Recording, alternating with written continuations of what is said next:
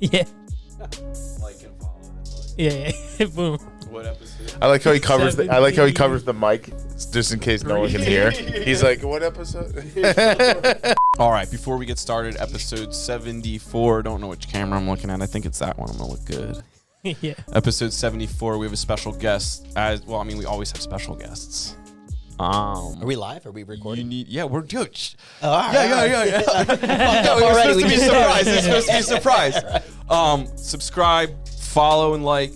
Do the thing. Hit the like button. Subscribe to the YouTube channel. We need those likes. It's important to us. And if you keep listening and don't subscribe, you're just a peasant. So, without further ado, we have my friend Brian on here. He's kind of in a similar space with like investments and real estate and stuff like that. We'll get into that. He's getting ready to move out of the country, which I didn't know about until recently. So that's even more exciting. I want to get into that. But I'm just excited to have you on here, and I'm excited that we got you in here before you left. Yeah. It would have been harder to do it, Right? but I would have came to you, but it would have taken a little bit more You'd work. love it, man. You might not come back, so I don't know. So where are you moving? Bormio, the mountains of northern Italy. So people always say, Bormio, what's that, right? So the closest major city is Milan. It's about 3 hours outside of Milan, and if you picture Italy like a boot, to the very top, it's 20 minutes from the border of Switzerland. Damn. Up in the mountains. We should get the Very mountainous. the map Very jacket. mountainous. The map Yeah, jacket back right? out. Yeah. I have this this jacket we broke out on the last episode because like the guy had been around the world. Right. And on the episode, I'm like on my knees and they're referencing the jacket. I didn't know we were gonna do it again. You got a visual going People on. are like, I right? have no idea where Italy is on the map. Right? You're going to easy travel to France, Switzerland, and Right. Germany? Yeah. So we were there this past summer for 3 months, all summer. And we went everywhere, man. I mean, I didn't realize actually it was so close. You went 2021 or 2020 summer to Italy? Yeah, it was to there the all hot summer. zone. Yeah, so you weren't allowed to go there as a tourist. Funny story. So everybody's telling me not to go, right? Because I'm an American citizen. But my wife is an Italian citizen, obviously. Mm-hmm. And my two sons have their Italian citizenship. So I said, all right, well, what's the workaround? And I said, all right, well, I can go to Switzerland. And then we had this whole elaborate plan where they were going to put me in a duffel bag and smuggle me over the border. Like, literally. And like a week before, I finally heard back from the consulate and the embassy and everything. And turns out there's a loophole where your immediate nuclear family, meaning hers, I was allowed in. Okay. So it's like I didn't have to go in the duffel bag. You know? But I was You were ready still to, going. dude. I was going either way, yeah. Dude, in the military, the bag that's like big enough for you, Yeah. they call a dead hooker bag. Dude, so it was like a shoe bag I bought years ago, just like going back and forth, and my wife mainly all the shoes, and I got quite a few myself. But I was like, I wonder if I could fit in that bag. She's like, get the hell out of here. So I went up in the attic, I got it, I climbed in, I'm like, it'll work. It wasn't just a plan. No, I was like on the kitchen floor in the bag, ready to Yeah, you'll do anything for your kids, yeah, right? yeah, exactly. Would you get in a bag? Me, I need a big fucking bag, dude. And a lot of people to carry me through. Just like going through customs, like Dragging. that's Yeah. gonna be an extra. Yo, that's Leroy in there. So you're going to where your wife's from, like, and her family is actually located at. Yeah. So they're all still there. They've come to visit over the years. But when she first came here and we met in 2005, so 16 years ago, obviously you don't know when you meet somebody what's going to happen. But as we stayed together and then eventually got married and had children and everything, she only came here on a student visa, right? So she only came here to stay a couple years and go home. Well, obviously we ended up staying together and this, that, and the other. So the goal was always to move there. But I didn't want to do it until my older sons. For my first marriage, I have triplets. I have 3 18-year-old boys. All right. And yeah. So, and then 2 with her, so 5 boys. But they were, they are graduating in June, right? And so the plan is, we wanted to wait, and now we're doing it, man. So Dude, God made sure that your name was going to progress it's through gonna history carry of time. on, man. Yeah. It's like 5 fucking boys. Right? Yeah, exactly. You're right. They're taking the hockey team to Italy. Yeah, exactly. So when you got there during COVID, was it weird or was it pretty normal? It was, so Italy was hit the hardest, right? I mean, a lot of people remember seeing there first, like, with all the deaths and this and that. There's a lot of reasons for that. We can get into that. I heard it was the garlic. It was totally the garlic, man. Yeah. Actually should have saved them, but no, it's like they have. It's a much older population. Like if you look at the demographics, Yeah. it's an older population, And of course, they started putting everybody on ventilators, which was the worst thing you could do, and a lot of people died, right? So it made all the headline news. So anyway, when we went there in the summer, we went in June, and it was starting to open up a little bit. So it like really wasn't that bad. Like before then, it was like locked in your house, quarantine, right? But it opened up, so it actually wasn't that bad. You had to wear a mask like outside, like even walking like down the street. They were pretty strict about that. Of course, I never wore one, you know, and the cops came up and I just pretended I couldn't speak Italian, which I can fluently, but I'm like, what? Like, I'm like, I'm not hungry. My wife's like, you're such an asshole. I was like, what are they going to do? Lock me up? Oh, give me a ticket? I'll just throw it the fuck away. Like, I'm not paying it. You know were what I mean? they letting people out of jails over there the same way? No, I didn't hear about that, man. No, they don't play that game over there. No. America, they just open the gates. Right. I remember Go free. I have a friend from high school, more of an acquaintance now, Gianna, who is an Italian citizen now. She works for some organization that allows her to travel abroad, but she lives in Italy and is Italian now, loves it, eats it. Yeah. And she made this Instagram post once where it was like very grim picture of her walking down the streets, and it was like just like how bad, like America needs to humble itself, like Italy's getting rocked right now, it's coming for you next. And I remember reading this being like, oh, I kind of like respect her opinion. Right. And like, oh man, this is wow. Like, John, we gotta like, I'm probably showed it to you. Yeah, probably. And she's a good writer, so like even had that, you know, that smoke behind it. Yep. And now sometimes when I'm driving my car, I contemplate being like, I really wish I could just hit her up and be like, where was the like the real, like, because she was calling for like world-ending death. Yeah. And I'm like, didn't happen, but we all listened to you and got scared. Right. And like, now what? Yeah. So there was a lot of that coming from Italy. There so was. Like, it's good to hear like you went there in the middle. She's talking about the whole world's ending, and you're like, yeah, I'm gonna go. You know what it is? It's like they locked down pretty hard, and then they opened it up. And like I said, there were some pretty decent restrictions. And I mean, as stupid as the stuff they're doing here, like, you know, they just kept adding these layers. Like, okay, well, now if you're in the car with anybody other than your immediate family, you all have to wear a mask. Like, okay. And like, they just kept adding all these rules. But can we still share the peanuts? You know what I mean? Yeah. Yo, pass the bread. Pass the bread. But it was just, look, man, I think that at the end of the day, for the most part, people are all the same. And what I mean by that is, like, people over there, by the time I got there, people were the same thing. We're like, fuck, what the fuck's going on here? Yeah, people are just people. They're tired of like, nobody wants to be restricted. Right. Which is kind of odd if you follow any of the news with Canada right now. Canada doesn't really make any of its own, well, one vaccine, but a lot of pharmaceuticals in general. Right. So like Canada has a huge vaccine shortage just simply because nobody feels Canada's important enough to get it. Okay, right. And then like, so all the time people are like, Donald Trump's getting elected, we're gonna run to Canada. And it's like everybody in Canada's right now, like, we're locked down, like you can't even leave your house Yeah, anymore. I heard it's bad. It's pretty bad, and the government, like, people there are probably thinking to themselves like, oh, I don't know if we should have given them this much power. So it's just, you know, it's cool to hear from someone that's actually been abroad during. Yeah, it was.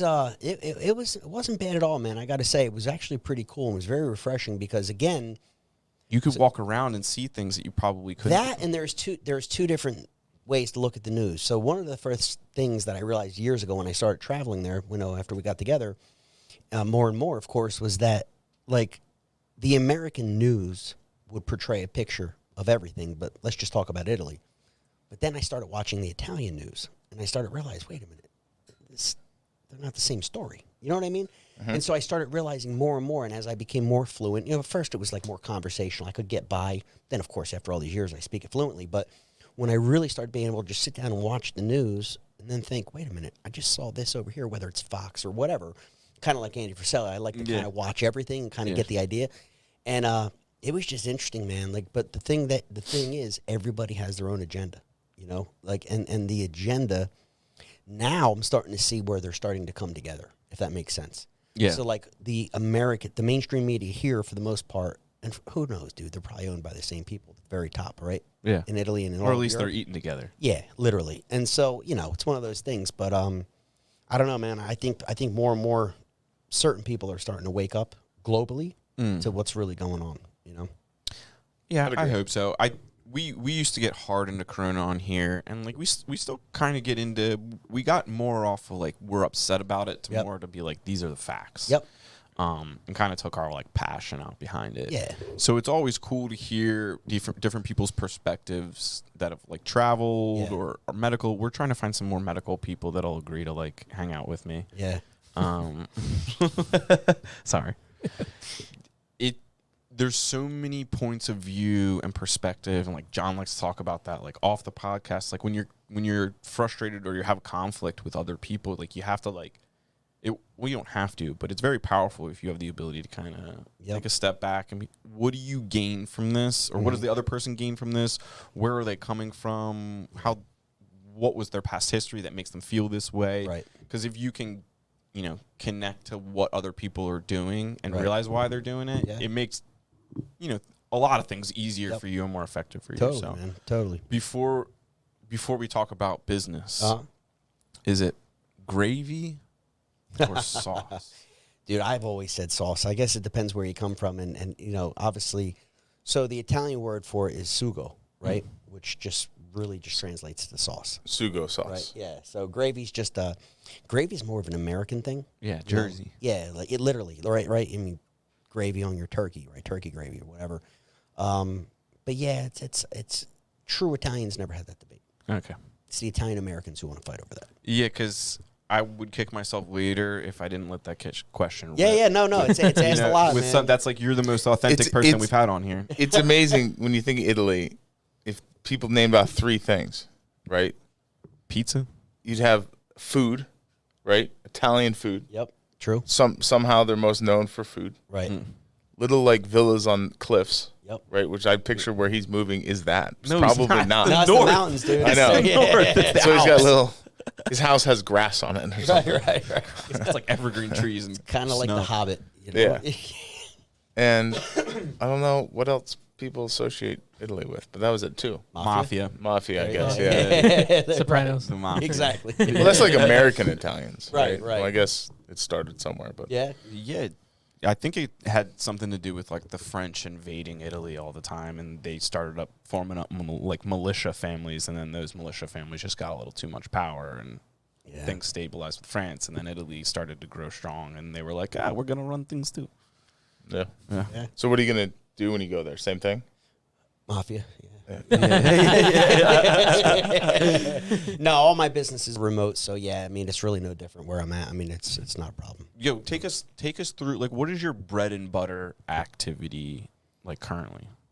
So that's hard to say. I talk about this a lot. I have 7 streams of income, right? So it's not like one big thing, but at any given time, there's something I'm putting the majority of my focus into. And right now, it's the expansion of the crypto, the things I'm doing in the crypto world. Oh, no shit. Yeah. Okay. We got All dude, I didn't know we had a fellow. We got a fellow crypto. We got a crypto Yeah, boy here we go. over here, dude. Yeah. Yeah. All right, give me a shotgun.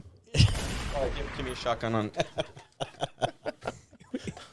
All right. It takes a while. Dude, that's awesome. I'm pumped. Now I'm even more fired up. Dude. But before then, and for the last 20-some years, it's been different facets of real estate, which I still have different things going on with that, investing, developing, all that stuff. So I guess take us through like what you started on in real estate. Like where did you start at? Yeah, so that actually started when I was, I guess I was 21, 22, in the real estate industry, I guess you could say. I started doing commercial lease auditing. So a friend of the family offered me a job. I didn't know what I was going to do at the time. I was a young kid, and I just said, sure, yeah. And he kind of got me into the world of commercial real estate and auditing leases and reviewing things and then going out to the property and measuring things. It was kind of Your lease says 1374 square feet. You actually have 1381. yeah, it was pretty crazy, man. You're gonna pay the $7. You know what? It was more about like common areas and Yeah. auditing that. And it was kind of like monotonous, but I liked it because I was learned a lot. I was on the road a lot, right? And I got to just physically visit a lot of places.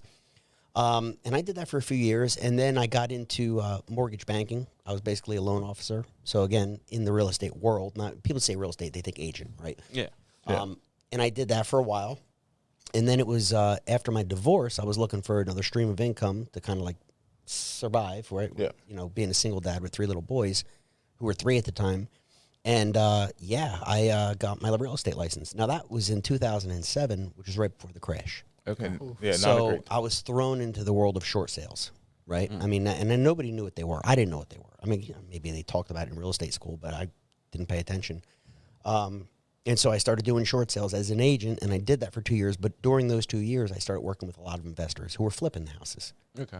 And I realized that I was on the wrong side of the table, so to speak, because like being the agent, okay, I list a house, it's 300 grand, I make 3%, it's 9 grand. All transactional. Totally, dude. Broker takes a third, I got 6 grand. But I did all the work.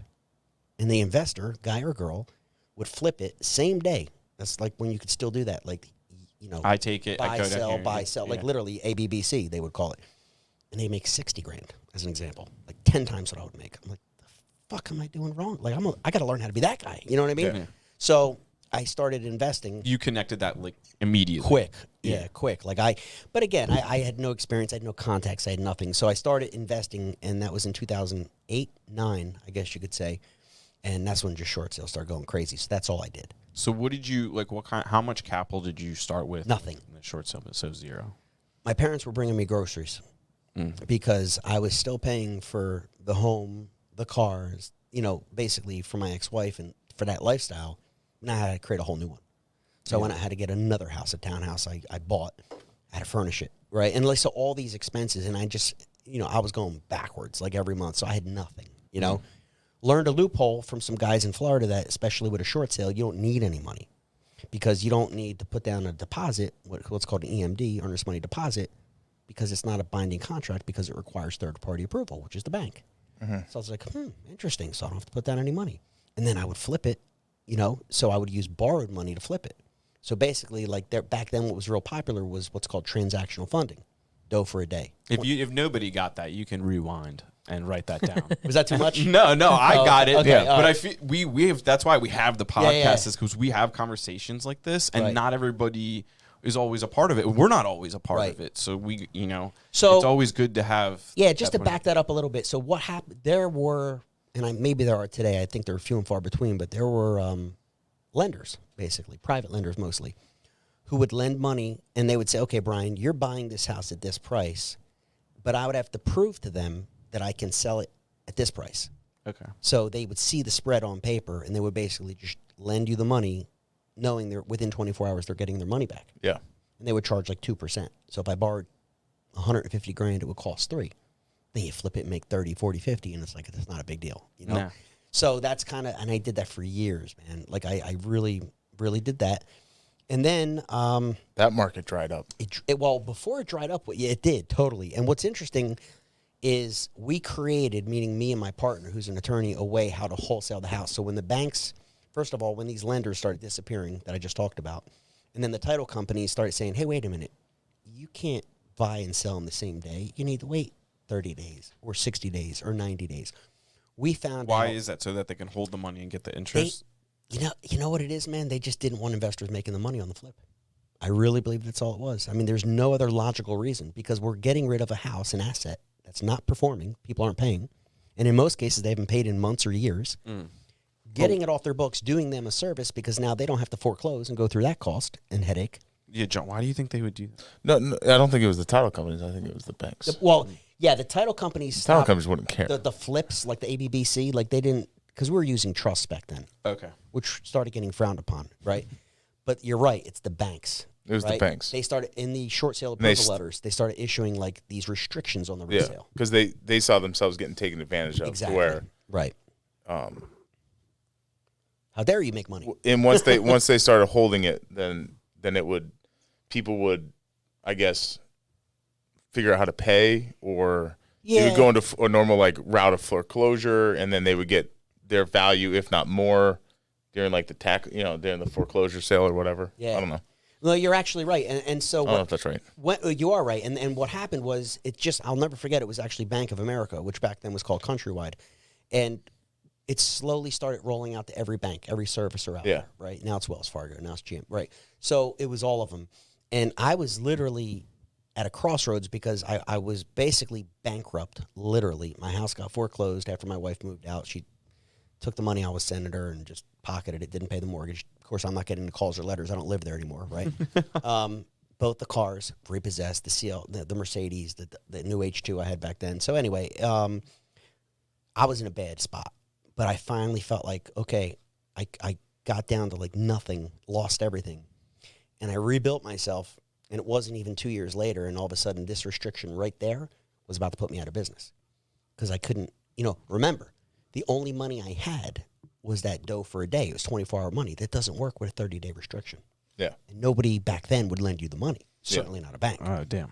So I came up with a way with a good friend of mine who's an attorney, how to what we call wholesale the contract. So for people who aren't aware, basically I have a piece of paper here that the bank signed off on. I can buy the house for this price. Let's say $150,000. They give you X number of time. Correct. Yep. So what I would now do is find a buyer for a little bit more. Not being greedy, 160, 170, right? So I would make 10, 20 grand just for stepping out of the way. So basically getting paid to not do the deal. It became so popular in investor circles and everything that people started approaching me like, dude, I got to learn this special method. And at first I'm like, so funny story. So backing up to 2008, I never did a deal before as an investor. I was only an agent for a year and a half. But I had met these guys in Florida and Tampa, and I got this idea to do a blog. I didn't know anything about YouTube. It's 2008, right? And I got what was called a flip cam. Remember those? Yeah. With a little USB plug-in? Yeah. Yeah. And I said I'm going to do a 120-day journey, a blog, basically. And I got a domain, kenbryanmakeit.com. Can I become a successful investor in 120 days? And I never did a deal. I have no money. I have no contacts. Let's see what happens. So after 120 days, I had thousands of people following me, right? Like watching my videos, and I had this like Google feed burner opt-in crazy, right? And what platform was this on? YouTube. YouTube. Okay. It was all YouTube, and this is 2008 and 9. 8, 9, yeah. Okay, cool. And then I got, I met a web guy, and he built me a page and all this. So long story short, when we created this method, I already had a following, and everybody was like hitting me up about these documents, and of course my attorney friend made them, but I was like, should we charge them? He's like, I don't know. And my one friend said, well, why don't you just make a course? I'm like, well, what does that mean? He goes, well, just teach people what you do. And I, back then, all these guru courses, right? So we made one, and we launched it in 2011, I believe it was, called Flip Free Profits. And it did very well, man. It became like the #1 selling So it was course like in a America. fully produced Full course. Yeah, it was the videos, every document, everything you need. And how did you like price that out?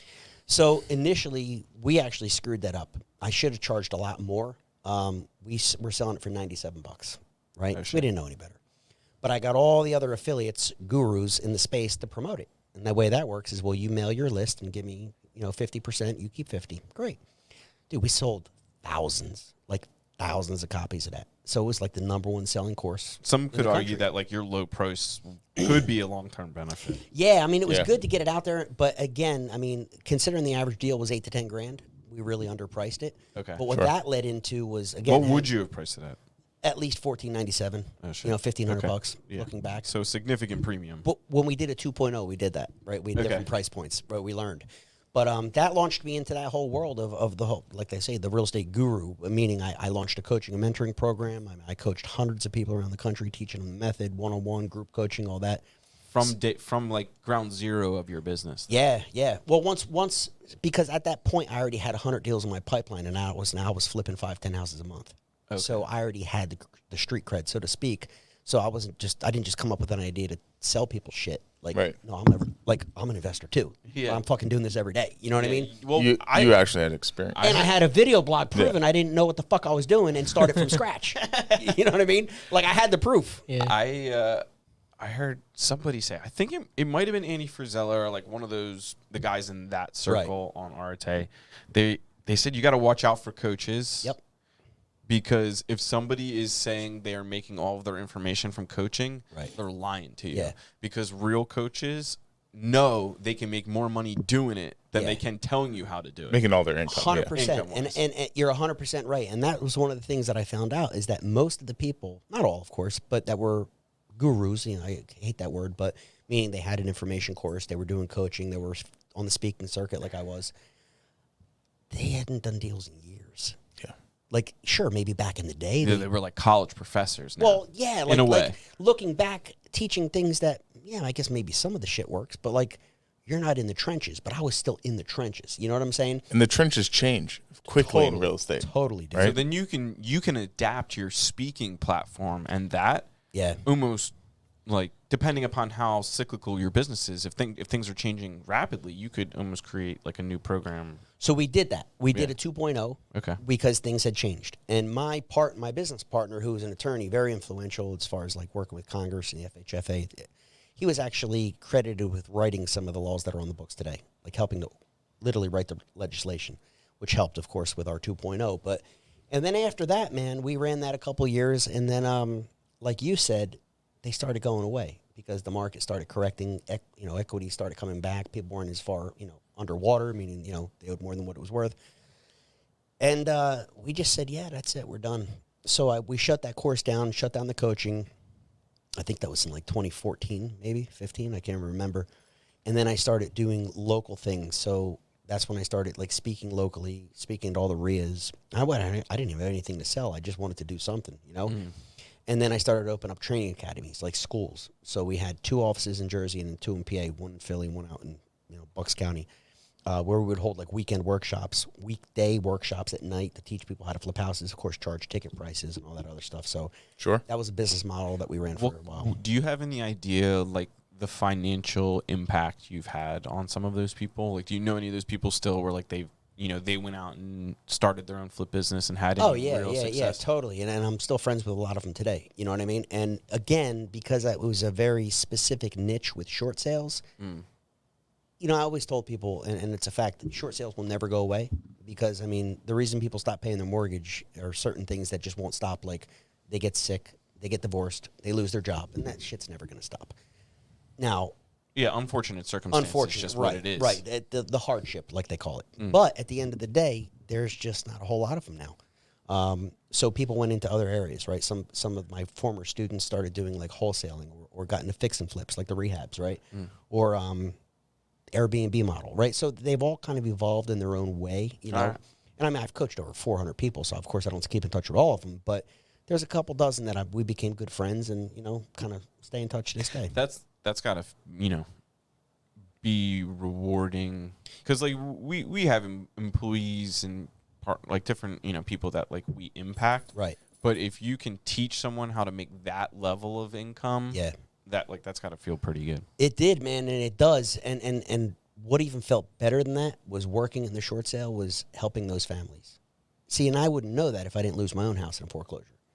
And so I always would tell people, like, in the beginning, it was me sitting across that coffee table or at the kitchen table, and they'd break down in tears. Well, I've been there. I've been staring at the ceiling wondering, what am I going to do, Yeah. As So the- that you're actually experiencing, like, humanization of the Totally. problem Yep. allowed you to really, like, help and Yeah. sell ultimately.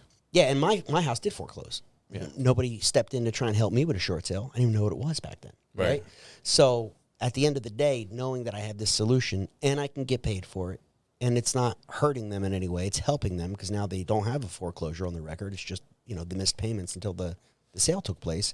It was a good benefit for a lot of people. What I don't understand is if you had a $500,000 mortgage and you short sold it for, let's say, $350 because the economy was terrible, they have to pay taxes on the $150. I never understood why the government would tax that.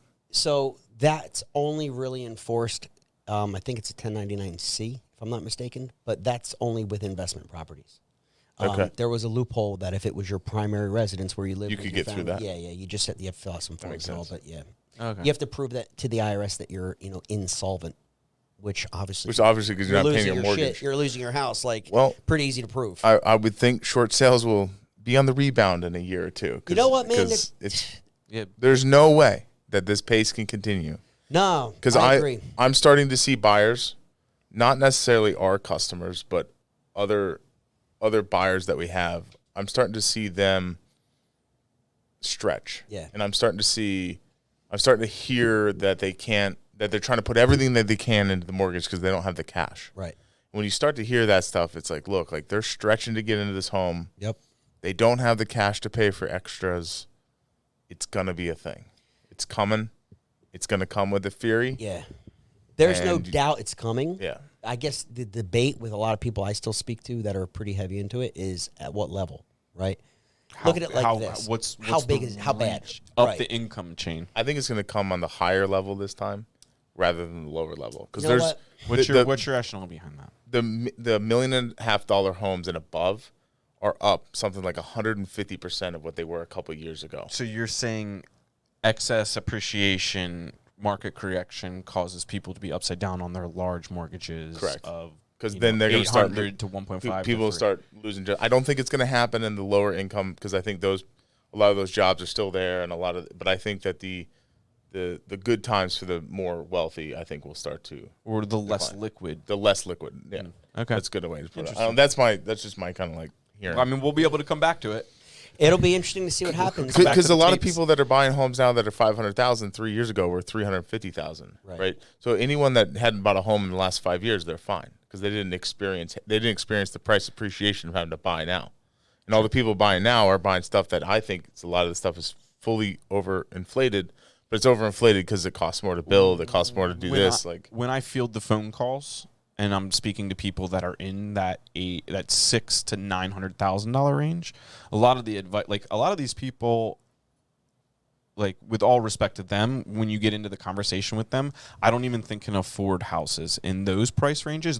When they're talking to me on the phone, they're already pushing what they're capable of, and I do advise them and such, like, hey, like you are buying a home, I don't say, hey, you sound financially strapped, right. But I'm like, hey, is it worth stretching, or do you need to stretch into a newer home right now? Do you just want a new construction home, or do you just want to move for some what is the reason behind your move? Because if it's not big enough, like you just want a nice new house, wait, because you're really gonna take that potentially on the chin. Maybe. Well, but it's they're printing scary money too. very quickly right now, so it's going to be interested over the next, I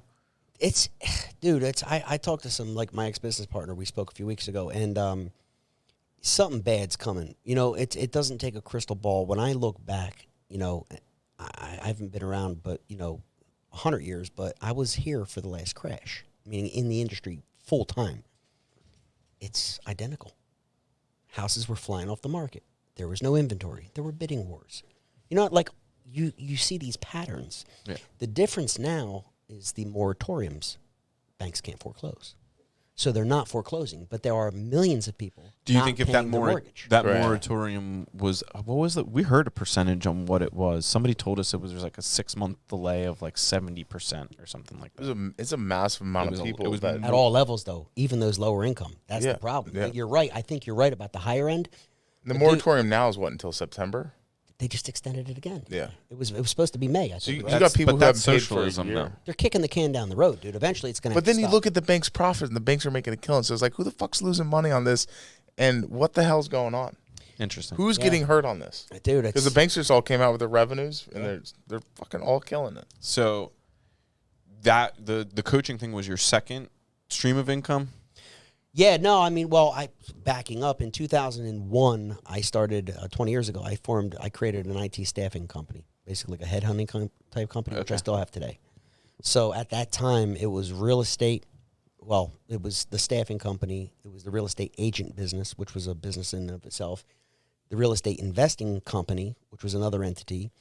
The affiliate marketing company to market not only my product, but others as well, and then the coaching and mentoring. So at that time, I had five streams of income. And how old were you?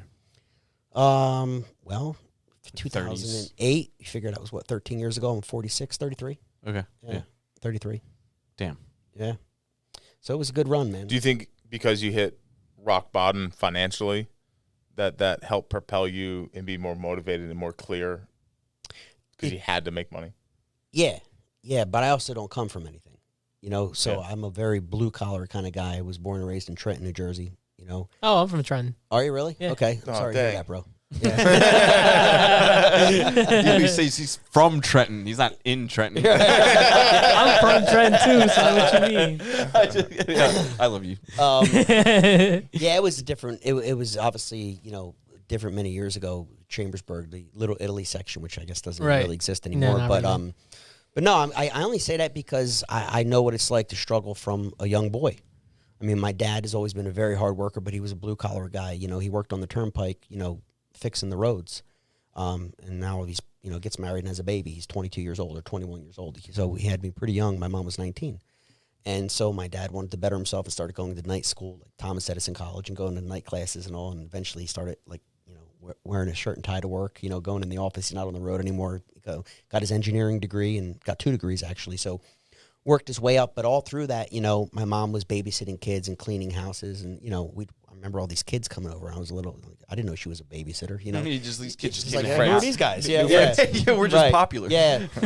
Or my dad, being in the car and dropping her off to go clean some house, like go clean somebody's toilet. You know what I mean? Nothing wrong with that. But my point being is, like, I remember, going to we went to Catholic school growing up, and I remember, like, vividly, like, hearing, like, them argue and fight about, it's time to get school uniforms, and there's just no money to do it. You know what I mean?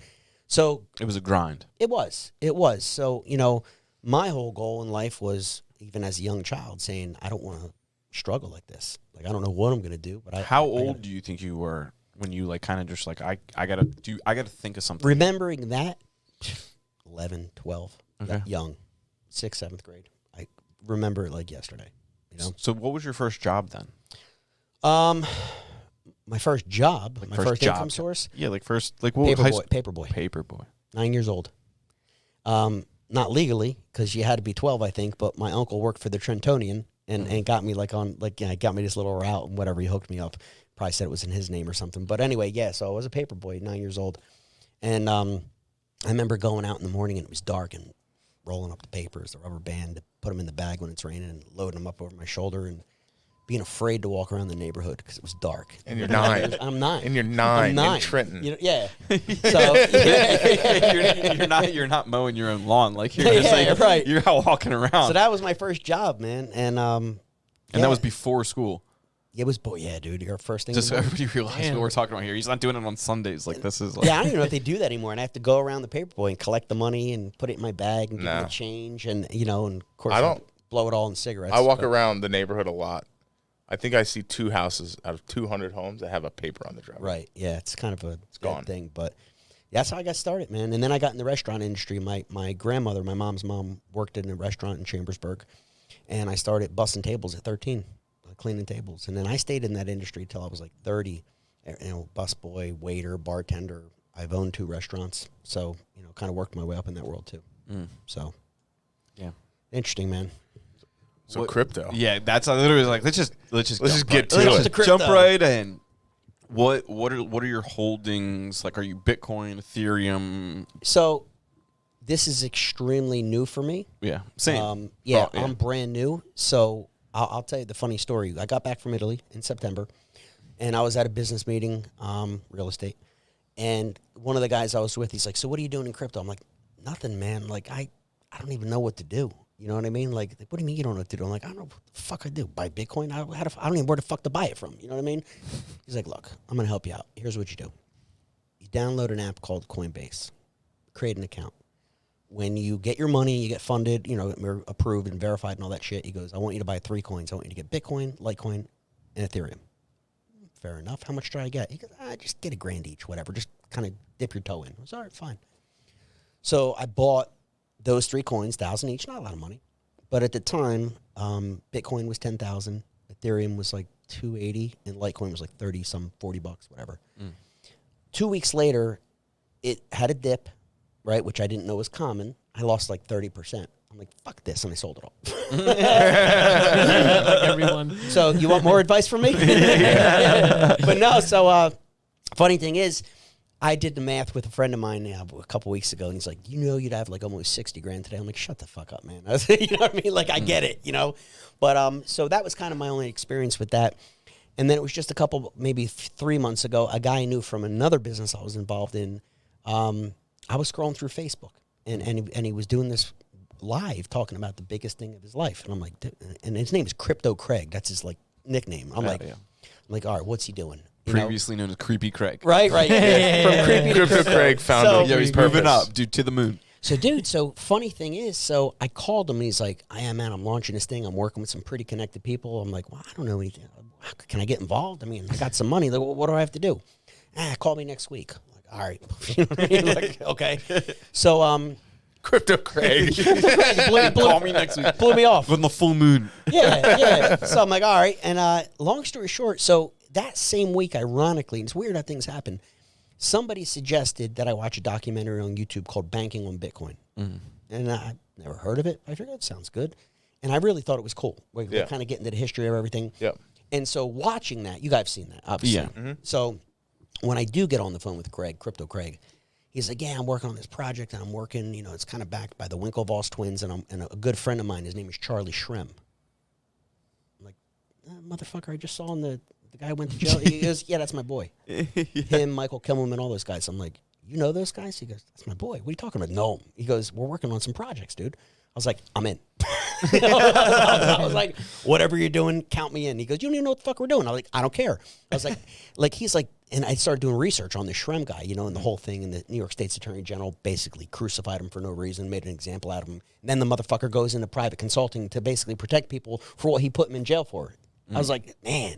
Anyway, so they're working Crusader. on dude, it's a really interesting story and all. So what they're doing, long story short, obviously they're very much big on Bitcoin, but that's just like everybody is The now. Winklevosses like pump that Yeah, stuff so up. they got some arrangement, and with these funds they're creating, and they're doing something with Gemini. Of course, that's where the Winklevoss twins come in with the exchange. But they use Binance US as well for here, and then regular Binance for the global platform. But they're creating like these syndicates all around the country, and they're pulling money, and they're creating working on which is still new to me. I guess like these up and coming altcoins, kind of like in the stock world, like what would be like an IPO, right? And then I guess in the stock world it would be illegal insider trading, but it's not a security, so you could do this shit. Yeah, it's currency. So right. the thought process is that I guess the easiest way for me to explain it is like you have dollars, and then dollars were previously backed by gold. Right. So the thing that people are working on now is what the next dollar will be. Right. Bitcoin is not going to be the next dollar. Right. Bitcoin is gold. Right. So like whatever you can have, there's going to be subsectors of crypto that are going to be supported and backed by Bitcoin, because like transactionally it'll be easier to transfer those currencies than it would be to go through the transfer process of Bitcoin. Right. So like you wouldn't go back to your bank vault and grab all your gold and like take it to the grocery store. Right. And so it's like more of like the ease of security protocols. So I know that like that's going to be the next jump. Yeah. Is that whose currency is the thing So these Of guys the have it dialed. of the alt whose currency is backed by Well, see, Bitcoin. that's what I'm most excited about. So to break it down, there's 3 categories. And again, I'm a few months into this. I'm just trying to kind of give a 1,000-foot overview This here. isn't a coaching seminar. This Right, is right, right. So, convers- so the first thing is working with an AI bot. So they have a relationship with a company called Endotech, which used to be an institutional software. It's like 125 grand. You needed $1 million liquid to get. Are we writing all this down? Right, right. It's all recorded. So this software bot, they're bringing it to scale. They're bringing it to the masses, so people can utilize artificial intelligence to earn you more Bitcoin or U.S. dollars. Of course, most people don't care To about mine the dollar. Right, exactly. So that's one component. The second component are these altcoins. Most of them are Ethereum based. And so these guys are connected with some of the top Ethereum coders in the world. And so they're literally bringing this community that they're creating. Hey, look, for example, I flew down to Florida 3 weeks ago. I met this kid. I say kid, he's, very successful guy. He's 23 years old. Okay. And he hit on one of these coins. It's like, I guess my lack of understanding, I look at it like a penny stock. Motherfucker made 3.2 overnight, million. Yeah. We know a few of these people. But we're convinced. But they're We're convinced 9 out of 10 of them are going to lose it, because although they could keep it, there's nothing wrong with how they got it. Right. That mentality of like just getting it without like the struggle you spoke about. Right. I've gone through my struggles. Like we share collective struggles here now. Right. So we know as operators in the world. Yeah. Everybody gets dealt those blows, and it's like what you can hold on to when you get dealt that. And that comes with experience. And unfortunately, Dude, it's like the lottery, right? Most Yeah. lottery winners within 5 years are broke. So, I mean, or it's like, if you lose it all, right. can you recreate that again? Right. And like now at 33 years old, Right. we talk about that all the time. I'm like, well, we make decisions now. We're like, we don't even care, because we know we could just redo it. Yeah. Whereas, 23-year-old me would have been like so under stress, because like I had no idea. I thought I was up against everything, and like that's what it was. There was no perspective back then.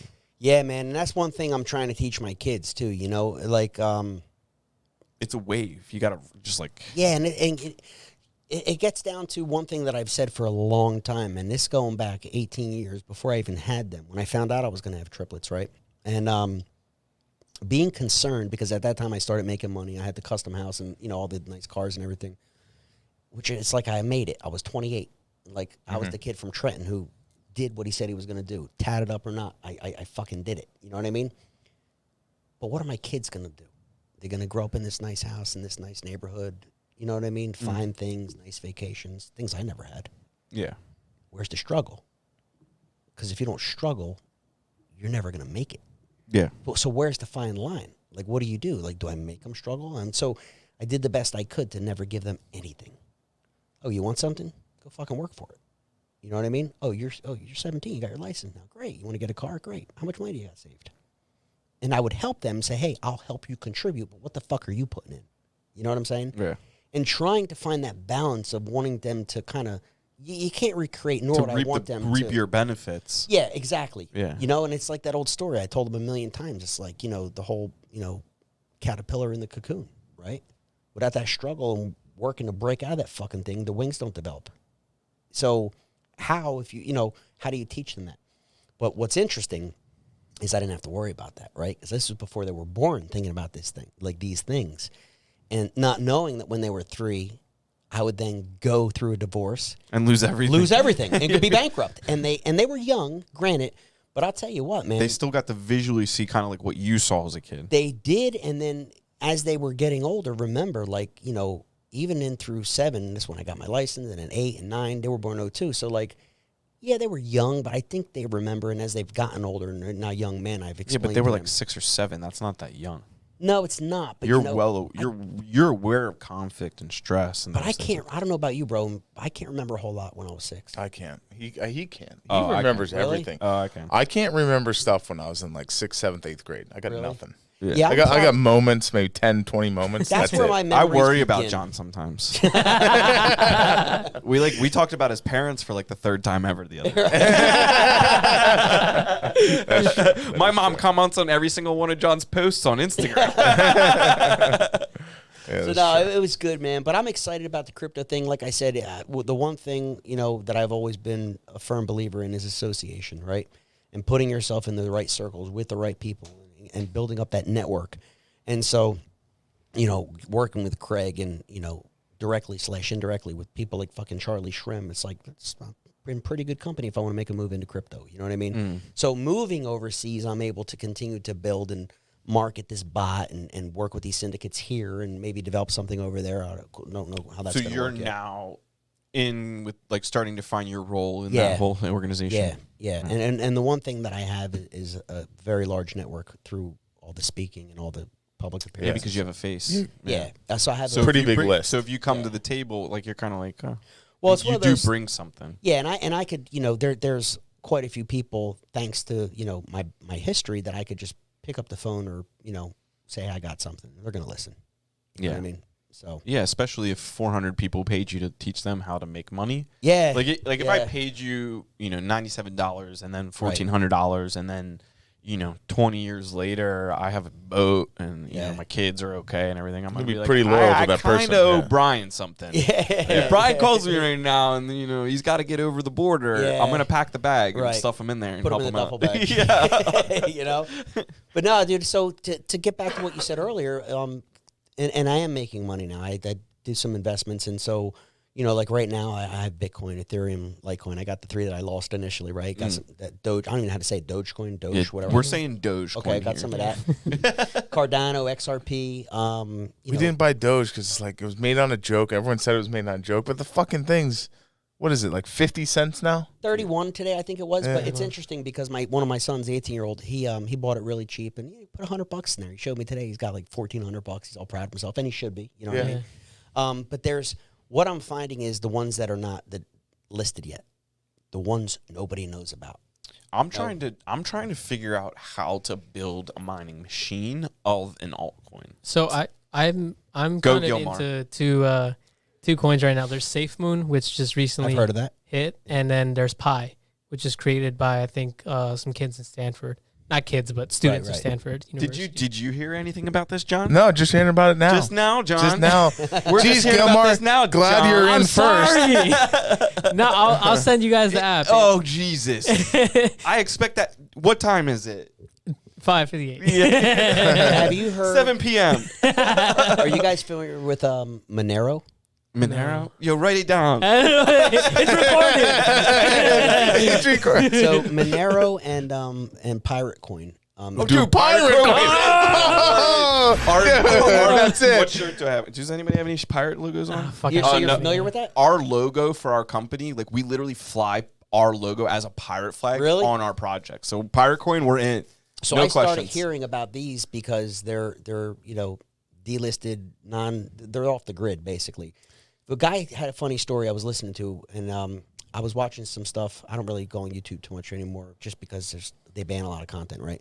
So on BitChute, I found this guy. His name is he goes by the Dollar Vigilante. You ever heard of this guy? No. Look him up. He's good. But he does a lot in crypto too. Moved to Mexico to get away from everything, and he just gives all these tips. Anyway, a friend of his who's a doctor basically he went on the dark web as an experiment, and he didn't buy like little boys or heroin. He pretty much bought like pharmaceuticals. We can have an episode on how to get on the dark Yeah, web. yeah. I'll teach everybody how to get Your on. tour brought, right? Yeah. But he bought some antibiotics or whatever, something pretty. Yeah, you can get like insulin. Like people Yeah, use the like- dark web for good things. Right. Yeah. No, but it was a test. Mm. Within 4 hours, he used Coinbase and bought it with Bitcoin. Within 4 hours, his account was shut down with a VPN on the dark web. So in other words, Because he had Coinbase. Because he was using because he Coinbase. was using that and Bitcoin, Yeah. they're tracking everything. They're tracking Bitcoin now because it's all serial. But Every people yeah. think, oh, I'm going to use Bitcoin. I'm off the grid. Motherfucker, they know exactly what you're doing. So Monero and this pirate one, they're off the grid. Oh, yeah, well, that's insane. that's why everybody Bitcoin really got the juice in the beginning because of the dark web. Right. It was a way for people to whole sell Silk Road, drugs, right, yeah. transfer that, like the Silk Road. If anybody wants a great read, Right. read all about the Silk Road. Okay. It's insane. The dude that's in jail that was like the leader of the And Silk they talked Road. about him on that banking on Bitcoin Oh too. my I forgot his name. God, that guy was insane. And then they basically like I've read a lot about the Silk Road and that whole situation. You can go read your thing, but spoiler alert, the feds set that dude up. Yeah. They made him basically they got him into a text conversation where like he kind of agrees to kill his partner, but it's not really like if I was like, dude, this is like the FBI is literally Entrapment? sending this is entrapment if it wasn't like so they got him for all this stuff. Like it just seemed like a very interesting thing, and then because of that, the U.S. government is the largest holder of Bitcoin, like undisclosed amount, because of the amount of crypto What they seized. took from that guy. Really? The U.S. government has like hundreds of millions of dollars of crypto Yeah. from him particularly. Yeah. And they said when they caught that guy, spoiler alert, they were like, he was super secure. It was like they were never going to catch him. Right. You could be right in front of him and you still couldn't catch him. Yeah. And they basically had him meeting with somebody at a cafe. They staged a commotion behind him. He turned away from his laptop to look at the commotion. The Fed chick grabs his fucking laptop off the table and runs out of the place with the laptop still logged in. If he had shut that laptop, Yeah. like he would have been like, peace, bitches. Yeah. So like they literally like it was literally like they just got him. They ought to make a movie on that. And they also Yeah. they gave him like a plea deal, Right. And he was like, "Fuck you guys, you set me up." Like so, who anybody that's looking at hundreds of years in jail, like the guy's never coming out, Right. gets a plea deal and still says no. Yeah. Like that guy is one either crazy or hard as shit, or two knows some like he's being kept in like a room, like we're not letting you out until we Right. need you. Right. Yeah. So Yeah, that's crazy. the man. crypto thing is insane. It's a whole dude. I find it extremely exciting. Like real estate was cool. You know what I mean? It's the next thing. It's the Wild West, dude. Like shit's changed. Like you said, things are changing so fast. So if you had advice, let's say Well, two tell young guys. Tell Brian. Episode 33, we had a young crypto guy on. Yeah. Right. That 90% of his income at that time was in Bitcoin. I think. 55. So say you have two guys 55 sitting. episode. If you had listened to that episode, we always talk about this. You would have doubled your money by You were buying Bitcoin at 30,000 $29,000, Yeah, 29. at that time which we did. when we bought. But right. what's the best way for two guys? Let's say we had some money to put in. Is it buying the actual coins, or is it investing in something different? Is it how do we collectively get into something where it's like the real estate, but we're not doing transactions. We're doing something different. He in wants it. to be Shrem Jr. Yeah, how do we do that? I don't know about that, man, but for me, I think that, and what I'm excited about with these relationships and the people I'm working with now, I think that's just the key is being a part of a community that have access to the data that none of us have, right? I'm not a top Ethereum coder. I don't know Charlie Shrem, but I know people who do. And so to be able to hop on, with his business partner, Michael Kimmelman, I was on a Zoom with him 2 weeks ago. There's 31 people on the Zoom. Like 31 people. There's Totally. 330 million people in the country. Yeah, it's just pretty such exclusive. an exclusive, hearing about this coin that was coming up that no one even knows exists. So I bought some. So, So how do you buy those ones? Through Coinbase? no, No. this is a private offering. It formed a syndicate, basically. So you gotta send- know, you it's send literally you're sending the money Yeah. transfer. Yeah. They're sending you the Exactly. verifications. Yeah. Interesting. So I mean, it's one of those things, and that's what with my marketing background, my ability to scale, to build organizations of people, that's my role. My role is to create these communities primarily online, right, where people, fee-based, of course, nothing crazy, but monthly subscription, something, right, where people are going to get access to this information. You don't have to scan Reddit. There is a tremendous amount of people. It's interesting to see. I've gone through the vetting process. I watched I started with Colin, who was on the episode, and then I kind of just ran up the chain of content until I kind of feel like I'm at the 1 or 2 or 3 guys who actually speak the shit. Right. And then all these YouTubers just kind of repeat the shit Right. and get views. Right. So I've learned that you can kind of I snapped at a dude at the gym in the morning the other day. These guys will come and be like, "Hey, how's it going?" Start having a conversation. I'll be like, "Dude, I'm watching YouTube right now. I'm in the cryptoverse." Right. Well, a lot But of those some of these people guys wanna- are super cheesy. Yeah. But if you can get past how unpersonal they are, Yeah. they're just they're computer people, or if you they're get straight past up that, nerds. There's if you can In get a good past way. that and listen and actually listen to them. Yeah. They're giving you the facts, what the possibilities are, because Right. nobody knows for sure, but they'll run through scenarios of information. So I do see a value in what you're doing, a tremendous value, because you're going to hold all the information, and then you can kind of be well, look at what these people with the information are doing in performance, and then there's indisputable value. Well, it's building those multiple streams of income now in the crypto world, like I did in real estate, right? So, I mean, Okay. there could be community-based things, there could be flow of information, subscription-based, any type of recurring type situation, which, you got to charge something, but it's got to be affordable for the, quote, average person. Because there's a lot of people out there that are, like they say, crypto curious. They want to get involved. They don't know what the fuck to do. yeah, people, information. I was at dinner for my dad's birthday in February, went to a restaurant over in Jersey, and my mom, out of the blue, says, "Brian, what do you know about this Bitcoin thing? Do you think me and Dad should buy some?" It's my fucking mom. Your mom's smart. But the point being is it's so top of consciousness for everybody right now that as a marketer, there's a demand. The marketplace is begging for knowledge. Yeah, but your financial understanding of things and your experience with the real estate Right. market is showing you. Right. You now can you see the value and the hype in Bitcoin. Right. They're trending verbally, but I don't know, a few, but not too many people go that extra distance and understand why when certain events historically will happen, how that will affect Bitcoin, and truthfully where that value can still go, that people are just still very unaware, in my opinion. Yeah.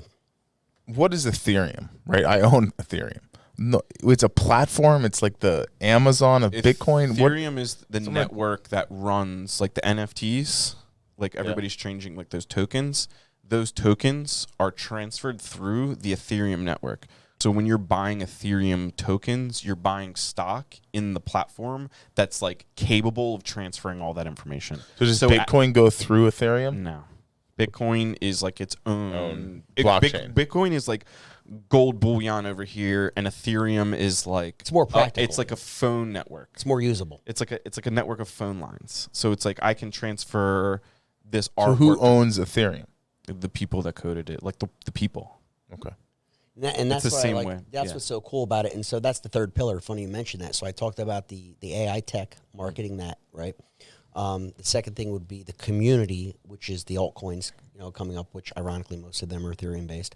And then the third pillar are the NFTs, and working with some hedge funds to really, for example, my partner Craig was yesterday on a Zoom with Wesley Snipes. It's P an NFT guy. Blade. Yeah, they're gonna. Yes. Oh, Because shit. apparently Is NFT those digital like baseball cards? non-fungible tokens, right? But the funny thing is So like basically, like the Sonic the Hedgehog coins. Imagine like if you had your coin and I sold you this table, it would also come with a coin that said like this table is this table and nobody else has this table. like a piece of art. So if you wanted like a piece of music, like I could sell you like say like Shania Twain or something, her hot single Of all the time. people you pick her. Dude, it was dangerous. Well, you didn't say Michael here's Bolton. What, It's gonna be like, I feel like a woman. here's what happened there. I almost like Where the fuck did that come from? dude, here, Out of left field. I'll fall on the sword. We have a few clients whose names that like would be significant in that manner, and I almost was like, Shania Twain. Damn. So if you're watching, I got you. Nice. Got through that one Yeah. safely. Yeah, That's funny. it's not Leonardo DiCaprio. No, He does live in Bucks County.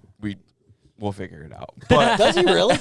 yeah, I didn't know that. yeah, kind of. I mean, when he's not, Right. So the whole concept is like I could sell you like a piece of music that you can earn money on, and instead of us having to transact over like contracts and things like that, I could literally just be like, here's your token. It's like this is now your song, and even though you're not Shania Twain, you own that song. If anybody plays that, and So how do people and you want to be like give up their rights to what they own, right? But So- if so you're the- contracted, if you're the artist or the record company that owns that music, you can sell that. You can now sell that. So who are the people selling all the NBA highlight reels? Like the players themselves seem to be selling that. It's not. They're contracted through the NBA organization. So the NBA is making money on selling those. For sure. Like I even didn't like hear the that. other day. Because the scroll NBA through- owns. Because this is like at They the own beginning, all the footage. the beginning at the thing. This is an NBA blah blah blah event. Any piracy of the blah blah blah, you'll get Yeah. jail. So the NFT network is designed ultimate. It started with like your kids buying costumes for their Fortnite characters, and then when I started seeing that, I was like, holy shit! Like, what if I wanted to buy like, a piece of artwork or something like that? Like, how paper isn't a thing anymore. How can I just transfer you the rights to something without having to create contracts and things like that? So it can come with a physical piece of art, but you have the coin that owns it. You basically have the digital record of it. It can be a physical thing. So when are they going But to get fine art on there? It can be a physical thing, but that's backwards thinking. The future is when your kids are now valuing like the skins on the players. So they'll pay $80 to have their Fortnite character look good. When that kid is a millionaire at 30 years old, and he's still looking at the digital world, this is the way he is now, or with value, the way we do not. He might buy a piece of artwork for his computer screen that's $1 million, and it's his. And when his friends come over, they're like, look at this. Or he could put it up on his TV and be like, hey, look at this. Or it could be a billboard, or it could be like the Nike symbol. It could be something that could be digital or reprinted. So it's like allowing that contracting to go from physical to like the digital and give it and be able to like undispute its value. Otherwise, you could just copy paste, be like, I have the Nike symbol too. Right. Now I can sue you for it. Right. It's crazy because we're the cutoff. Gilmore is probably even like the cutoff, like 25, 26. We're like, we still things is like this table is valuable because I can kick it over. Right. Like I go on and play video games Saturday morning, and I'm like, you want me to pay $80 to make my guy look like a ninja? Fuck that. Right. But there's some kid there that's like, dude, I'd pay $160. Yeah. But he's not old enough to pay that yet. Right. But when he so like Ethereum When and he that- becomes old enough. when he yeah. so like we're still like 10 years So away Ethereum from it. is that the- media that they can trade on. So like Better buy some more Ethereum. I've only been buying Ethereum since Bitcoin hit 60. Interesting. I have at least a couple whole Ethereums. Yeah, since Ethereum started to hit that like 2000. I got in way before 2000, and now it's going to the 2000. It's supposed to be 3,000 by the end of this month, and it's supposed to be by 10,000 by the end of the summer. Oh, dang.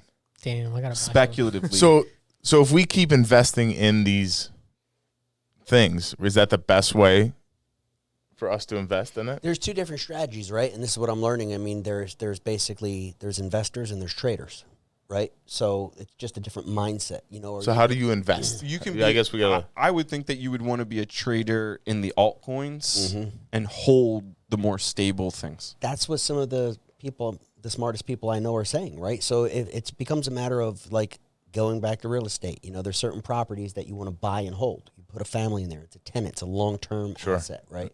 An appreciating asset. Then there's certain things you want to flip. These altcoins that come up, they make a run, and maybe they crash right back down. So like this 23-year-old kid, you make it 3.2 and get out. You know what I mean? Which supposedly he did. You know, so, you know, now he's got some more to go play the next But that time. could be us. Like if that little kid can do it. Sounds like I day tomorrow trade all morning. day. Like, It sounds like tomorrow morning we're I know we're gonna have closing down the home building business. Just kidding. But it's literally But no, we're kinda not. like, fuck We're not. maybe we're not. Gilbert's Maybe like, what are you talking about? Gilmar, what are those coins again? Did you write down Moderna? But Yeah, let me get 2 coins of Moderna. oh, shit. Dude, you know what's funny about that? You see, The like vaccine becomes an NFT. Yeah, right. No, that one kid, that 23-year-old, like, there's thousands and tens of thousands and hundreds of thousands of him today. I didn't quite realize They're everywhere. when we had Colin on economically, I completely understood what Bitcoin was. I wasn't really that into it because I was just like, busy. Yeah. When I sat down and had that conversation with them, and then John was excited, and we all kind of get in as like a fraternity, and then I was like, you know what? If I'm gonna do this, I'm gonna read. Yeah. And now, like, my understanding is there are a ton of this guy Colin. Yeah. There's a ton of people that came out of college, were making $30,000 a year. No offense to Colin. There's just a lot of just a lot of them. What's impressive is what that 3.2. What do you do with that? Does he take that 3.2 and get a Lamborghini, or does he take that 3.2, take it out of the market, put some in Tesla, which is now holding Bitcoin, is a good idea long? Like, there's different. Well, that's exactly Or what does he stay all in crypto? Well, he pulled up in a brand new Lamborghini SUV. Okay. Which did you pay cash? Of course. But what he did is he waste said, of okay, money. well, I don't know about that, because imagine that you're 23, you're like, I just paid cash for this. I still got X amount of millions left, and now he's working with some smart people to tell him how to reinvest it.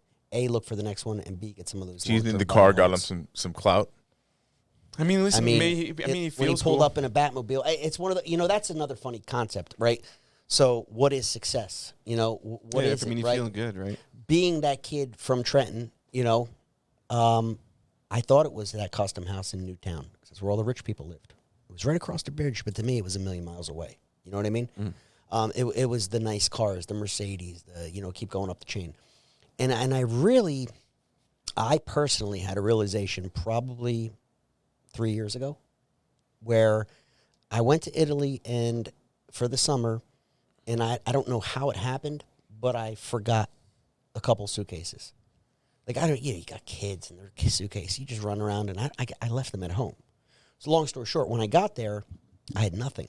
I mean, I had some clothes there from last time, so I had like a couple pairs of shorts, maybe like one pair of sweatpants, a couple, tank tops. Yeah, like nothing. And that summer, there was like that epiphany moment where I realized I'm living here in a house that we bought, but they kind of pass houses down in the family. It's more of a condo because they all kind of live together. Everybody has their own floor, right? But I'm like, it's a little 3-bedroom, 2-bath. I own it. Nothing special. Needs to be rehabbed. This was 3 years ago. I got a car because I needed a vehicle over there. So I bought a Kia, right? Yeah. Well, in America, like prior to then, it was like, no offense, but I'm in a fucking Kia. Yeah, but that's like your vacation car. Nobody knows me here, kind of thing. Like, yeah. My motorcycle, the brand new Fat Boy Low here, $30,000 modded out bike. I bought a $2,000 1997 Yamaha, paid cash for it. And something happened, 3 years ago. Italian Brian is cheap, Brian. No, dude, no. I realized something that I think most Americans don't understand. This debt trap, this trap of trying to get the biggest house, the nicest car, the this, the that, which all comes, most of it's leased or financed. That's what we're trained to do. We're literally from kids trained to do this. And I had that realization over there that none of it matters. Because over there with no clothes and an old car and an old house and an old motorcycle, I realized I was never happier in my life. And I said, you know what? Fuck all that shit. I don't need any of that anymore. I've had it. You know, I don't want it anymore because it's just holding you back. And you know what? What do you do when you go from, you know, like for me, I went from the Benz to the Maserati. What's after the Maserati? Got to go Lambo. What's after Lambo? You understand? You're never going to get there. And being in this mindset, this trap of always having to get to that next level for who? These motherfuckers on Facebook that don't give a shit about you? Yeah. It's all bullshit, bro. We've always said the happiest people are some of the people that just live like off the land in the West. They make their own homestead. That's a tough life. There's a different version of that. Yeah. But the simpler the life, the better, because it gets rid of all that noise, and then you actually just go back to the roots of what's happy. You have your family, you have flexibility, you have time, you can travel. We have a balance. We have a pretty good balance, though. We wear the same T-shirts. Right. I have the same clothes every day, right? I got 3 pairs of pants. I got the same fucking shirts. I buy the same kind of socks, so I never have to find mismatched socks. But dude, don't get me wrong. No. Cars are nobody's frowning on a Wave Runner. Right, you know what I'm saying? Right. Like, there is good things. Like, you're not. And I'm not frowning on a Lambo either. What I'm saying though the debt is trap. The debt trap and the idea of having to always get better. That and think that your level of success is tied to these material things, because it's really not. It's for me, and what I like to teach, you know, with my old, you know, prior coaching students, et cetera, especially to my kids, is it's never been about that. It's a lie that we were told, like you said. Yeah. It's, to me, what most people want, which you'll never achieve, is something called freedom. And that's freedom of time. Yeah. Yeah. That's because what you have that. I think my ultimate goal is, I wouldn't have said that a second ago, but I 120% get behind that. Like, I was driving the base model 250 gas single cab truck up until a couple weeks ago, and now I have probably one of the nicest trucks out there. But we got I set a 10-minute alarm because I knew I had to leave here at 6:30 get my son. I very much am enjoying this new truck, and it's great. But even before, I knew, and it wasn't really a sacrifice to me. I just knew that if I drove the reliable, cheapest truck that was clean and good looking, that would get me to my goal, which is just like ultimate mobility. Like, I would love to just be able to just get up from here and be like, I want to go eat here, and it's like I got to get in a jet and just go, and then I come back. Like, not necessarily I want to fly around in a jet, but I just want to be able to and I want to be able to sit and read all day about what I want to read about and not be bothered by anything. Dude, I get it. That. It's the freedom of time, which is it's the most important thing, and I'm not quite there yet. That's I'm still ultimate running. For me. It takes years to get there. 36 more months. I'll be 47 in October. I won't turn 50. I'll be done. Yeah, we got some grinding to do still. I'll be done. And I'll grind my ass off in Italy the next 3 years, but I'll be done. And I'll be look. And it's like I said, I got that old key. I sold it. I bought this Nissan, like a X Trail. It's called something different over here, whatever. Yeah. But anyway, and I'm seeing. So the Kia wasn't enough. Well, it was cool, but I just, I needed a 7-seater because the triplets were, when they visit, so I needed a 7-seater. But then it's like, and then I see they got the new electric Hummer coming out, right? It's like 110 grand. We're back. Yeah, I might have to get one of those. But if you can pay cash, you don't get the debt trap. Yeah, right. So, and again, I say that with all humility, meaning like I don't want people to think like, that doesn't mean I can't strive to get. No, go get those fucking things, but keep it in mind. It's just like at the end of the day, everybody will have that realization, like you're never going to be free. You can do it the right way and pay cash for shit. And you have these passive income streams, the money's coming in, whether you do anything or not. That's great. But, and I guess I know we're running out of time here, but for me, one thing we didn't talk about, which was a major, major turning point in my life. So I have 3 boys, 18-year-olds. When I was 18, I was diagnosed with stage 4 terminal cancer out of the blue. I mean, I graduated high school. I started going to community college. I didn't know what I wanted to do. And all of a sudden, I started not feeling too good, tired all the time. And I bumped my groin against the couch at my ex-wife's grandmother's house, and I just had so much pain, I had to go to the hospital. And after blood tests and scans and all, they're like, yeah, you have cancer throughout your entire body. And I'm like, okay, what do I do? Well, start you on immediate chemotherapy. So for a year, I lived in the hospital. And I went through numerous rounds of chemotherapy and numerous surgeries, and they've removed portions of my lung and my rib, and it's just all chopped up. I'm scarred up, like, bad. I thought you were a sword fighter. I was, yeah, that's it. He actually told me you were coming on. You were so. I was like, dude, might be a samurai. He's like, he's in the spot, and not in a gay way. No homo, right? 90s gay. Yeah. No, but that, you know, that experience for me changed everything because it kind of warped my vision too. Because at that point, I was like, once I was better and I was alive. And by the way, I mean, I always give a plug to God, and for me, like the chemotherapy didn't help. They track it in the blood, and I went through all the chemotherapy and operations. They're like, yeah, the markers are still, you know, where they were. And I went to my aunt's house, and she was this born-again Christian, and they laid hands on me and prayed. And when I went back for the blood test, the markers were in half.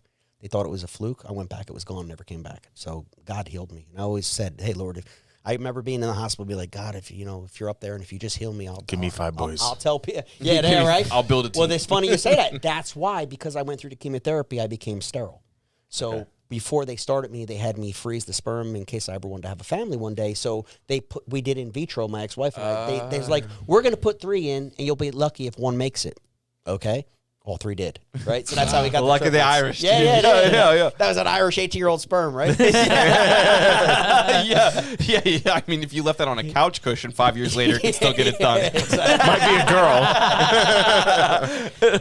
Oh man, so dude, that's awesome. Yeah, so that's just a little testimony. I always like, I've done a lot of public speaking and interviews and things, and I never close one out without giving credit to God for helping me. Big ups to the big guy. Yeah, I have to, man, because I wouldn't be here if it wasn't for that crazy prayer meeting. But that's awesome. Well, we know you had to get to your kids. Yeah, man. This dude, is I'm so so pumped that we got you on before. I'm sure we're gonna stay in touch. Yeah, dude. Yeah, and I'll be back. I mean, I'd love to be on again. We're planning on coming back. So what we've been doing is like as I mentioned, we'd spend the summer in Italy, X amount of all these years, and then we would go visit her family for Christmas, Easter, right? So you'll do the reverse now. Reverse. Oh, okay. So cool. I'll still be back here like 2, 3, maybe 4 months of the year. Nice. The majority of time we'll be there because the kids will be in school. How do people find you now? Like, you kind of dropped off the grid on us there for a little bit. I have this NFT. No, I'm just kidding.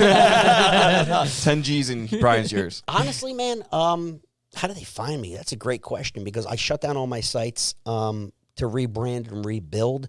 And so my branding, and if anybody is seeing this later in the future, it'll be up at investorentourage.com. Okay. And the reason I chose that branding years ago was primarily for real estate investing, but now that I'm involved in crypto and I'm doing still some a other thing. It's still I'm a raising thing. capital in South America for some energy projects. We didn't even talk about that, but it all ties back to investing. And I like the idea of an entourage. It's a group of people working together. So Investor Entourage, I had that domain. I took the site down because it was all real estate based, and that's probably the least thing I'm doing right now. So I'm rebranding it as we speak, but hopefully soon that site will be up, investorentourage.com.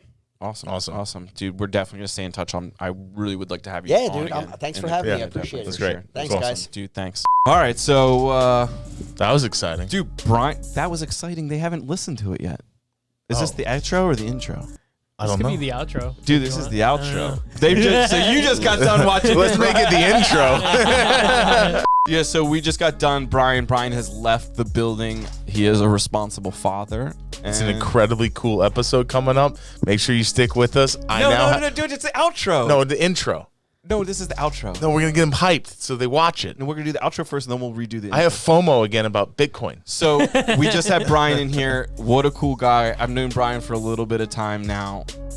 If you got value out of this episode, please just go and subscribe to the YouTube channel. Go follow us on Instagram. Things are really moving along for us on the social platforms. We're trying to keep it like grassroots marketing, not trying to do a lot of sponsored ads. We're trying to see who really, really wants the show. And people are saying they want it. Yeah, so please subscribe. Help us. Please subscribe. Just hit the subscribe button. You have to get subscribe. that.